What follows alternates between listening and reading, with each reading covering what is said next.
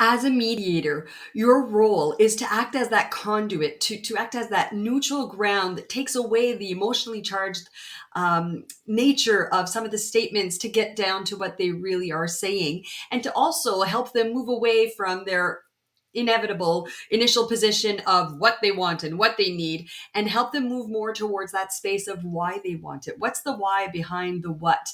And in that space, help them identify some common interests, because they're inevitably going to be some commonalities.